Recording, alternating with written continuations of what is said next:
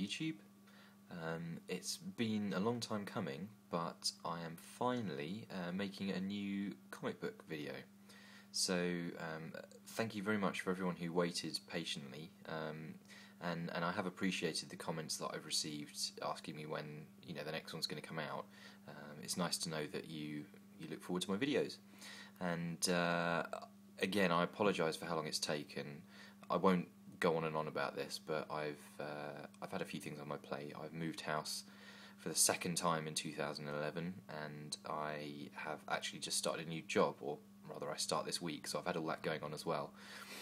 But finally, my books have arrived from America. The last one that I was waiting for arrived yesterday, and so I've got some new stuff to show you. So I've got 5 books, and 2 of them are absolute gems, including one of them is by far the most valuable book that I've owned so far. So hopefully it'll be worth the wait. So let's see, what should we start off with? Let's start off with the non-CGC book first. I've only got one raw book to show you. It's a Hulk book, which is why I thought I'd put this background on my screen to have as the background to the video. Excuse me. And it is The Incredible Hulk 103. Now, I've gone through this before, but if you're new to my videos, and indeed new to... Let's just move the light over actually so we can... That's a bit better. A bit more light on the situation. Okay. Now, what happens with the numbering system with the Incredible Hulk is... When the Incredible Hulk was first conceived, for want of a better word, they made a run of 6 issues, and this was canned after the 6th issue, and then the character was reintroduced as a character in the popular Tales to Astonish series that Marvel put out, and he became such a main character in that series, appearing alongside Submariner, that with issue 102 of Tales to Astonish, the title was changed to The Incredible Hulk, and it just became the Hulk. So what that means by 103 is that this is the second edition of the book since it was changed over to The Incredible Hulk, if that makes any sense. So technically that would mean it's the 8th issue of The Incredible Hulk in his own book, or something. But in any case, whatever it is, it's a very, very, very nice book. It's good looking. I would say we're looking at something in the region of 8.5, sort of very fine, bordering on near mint minus territory. Very, very happy with this one. I think I actually picked this one up from a UK seller, but I'm looking to fill this run of early Hulk books. I mean, issues 1 to 6, unfortunately, are still a little bit out of my price range, but these ones, I just think they've got fantastic covers. The bright colours and just the dynamic poses that they put Hulk in, I think are fantastic. So yeah, that's the only raw book I have to show you, but I was very happy with that one. We'll move on to CGC books now. I've got a few Spidey books to show you, but let's start with this one. This was a key book that I didn't have in my collection, and I call myself a Spidey collector, and I didn't have this one. So let's just angle that light down and get a bit of glare off these CGC cases. Right, so yes, this is Amazing Spider-Man issue 36, and again I'm going to bore you with numbering system details, so I'm very sorry about that, and I'm sure if you're a seasoned comic collector, you're probably already aware of this, but the Amazing Spider-Man changed its numbering system in, I believe it was the late 90s.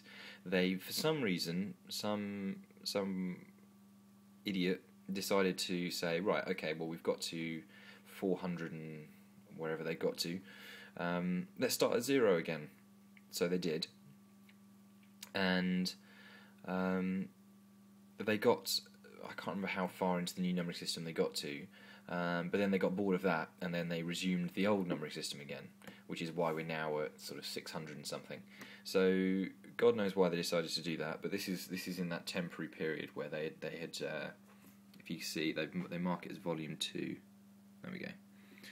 This is Volume 2, Issue 36, and I think in actual fact it's Issue 400 and something, but whatever. Anyway, I'm getting caught too much up in the numbering system.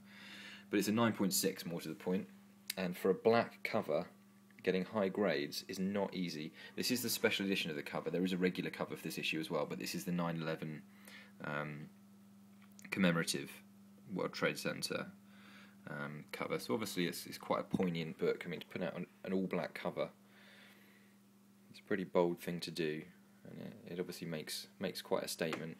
But finding this in a high grade, especially with CGC's standards, is not an easy thing to do, because the slightest little imperfection shows up on a black cover. I'll show you the back of it there. So yeah, I'm really chuffed with this one. It's not a hugely valuable book, but I wanted a nice high grade copy because, you know, in years to come, I think it's an important book to have in your collection. So next up on the Spidey front, let's go with a book that everyone's seen before, and you've probably seen my previous copy of this before, because I believe it was in one of my videos. But this is Amazing Spider-Man 252, which, as we all know, is the first appearance of the black suit within the Amazing Spider-Man. The first true appearance of the black suit was in Secret Wars, I believe issue 8. Could be wrong, but I think it was issue 8 of Secret Wars. But this is when it entered to the series, the proper Amazing Spider-Man series. There are a couple of different versions of this one. Some are more valuable than others. I can't remember which way round it was, but this is the more valuable copy. And this one is a CGC 9.6. So again, I'm going for very much in my collection now. I'm going for quality over quantity. So I'm not just bidding on everything anymore. I'm seeking out these key books in particularly high grade. I'd much rather have a small collection of really, really great stuff. And that's definitely the way I'm going with my approach to collecting. So again, not easy to come by in high grade. It's a great looking cover. I'll show you the back again. Again, it's these large black ads and things. So easy to get little nicks and stuff on them, which bring the grade down. So to find these books in high grade, it isn't as easy as you might think. Again, just love these bright colours. Any striking covers like this with kind of an iconic pose, I'm an absolute sucker for them. And again, as I said, it's a 9.6, so you can't go wrong. Now, next up on the Spidey front, let's go for this one. Now, I've got 2 books left to show you, and these are real crackers. First up, again, I've owned a copy of this book before. This Amazing Spider-Man 238, which is the first appearance of the Hobgoblin. Amazing cover, as you can see. And this is a CGC 9.4. And this book it's more valuable than I would say the character warrants. I mean, Hobgoblin, he is quite an iconic villain, but I've never quite understood why this book was more valuable than the first appearance of other, who I would consider maybe more important characters, but, whatever, that's not for me to say. The difficult thing about buying this book, and I would say to anyone who is looking to buy a copy of this book to bear in mind, if you're buying a raw copy, make sure that these tattoos, obviously these little rub-on transfer things, are included and haven't been cut out, because in most copies you'll find, once upon a time, the kid who bought the book originally has cut these out, so you'll see there are tattoos inside, and that massively affects the grade of this particular issue. I'll zoom in on that, get it focused. So yeah, first appearance of Hobgoblin, and it's all complete. It has all the tattoos and everything. CGC 9.4. I was really, really happy with this. Believe it or not, I came very close to actually getting a CGC 9.8. I couldn't believe that I was still winning the auction, and it came down to about a few hours to go. And I'd bid a fair amount on it, but still not what the book warranted. And finally, someone came to their senses and stuck in a high grade that high bids rather, that I couldn't match, and so fair enough, I lost out on that one. But all in all, very, very happy with what I ended up with. And again, this is one of my favourite books in my collection now. I'm not sure what I'll do with my existing copy. I might keep it as a reader, or maybe sell it on. I guess that remains to be seen. So the last book I've got to show you, this is now the crown jewel in my collection so far. I hadn't owned one of these before. It is The Incredible Hulk 102. And that finally explains why I spent so long going on about the different numbering systems, so I can hopefully this will mean something to you now. This is the first appearance, or the first issue of The Incredible Hulk after Tales to Astonish.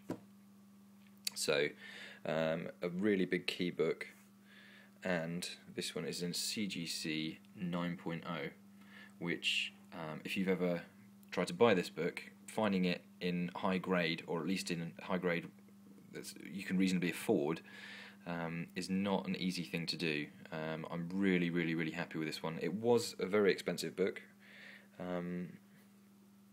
but I'm happy with the amount I paid for it, and I believe I've made a good investment there. It is by far the most valuable book that I own now, even above my Amazing Spider-Man 33, and one or two others that I've got that I would consider my key books. But it's absolutely beautiful, and I'm really focusing on my Hulk stuff now. I just absolutely love these Hulk covers. They're just so 103 next to it as well. It's a shame I don't have 105 to hand as well, because that's a fantastic cover. But I just love the colours. I love the greens. I love the dynamic poses, and it helps that it's a very key book as well. So hopefully that was worth waiting for, guys. I'm sorry it took me so long to actually put the video out. This stuff's coming over from America, and sometimes it can take more than a month to actually reach me here in the UK. But then again, when it does reach me, I think it's worth it. Beautiful book. So that's it for now. I'm all settled, as I said, with my new job and my new place to live and everything else, so hopefully I can be making videos on a regular basis. I know I say this a lot, but I really do mean it now. I want to focus on making you guys videos more regularly, and I want to know what you'd like me to make videos about, because although I might not be buying new books all the time, I can certainly be doing videos on the hobby itself, whether that be a history of a certain title, or how to go about doing certain things. If you go back through my channel, you'll find videos on how to store comic books correctly, things like that. So maybe if you, say for example, you wanted to know something about how my particular buying techniques when I go through eBay, things like that, let me know. I can either put out a general Q&A video, or I can just do a specific instructional video on any one thing. But I really do appreciate all your questions, and it does mean a lot to me, and I would like to put out videos as often as I can. So please leave your comments below, like it if you do like it, and if you're not already subscribed to me, then please do so, and check out the rest of my videos. And until the next time, take care, and I'll see you later. Bye.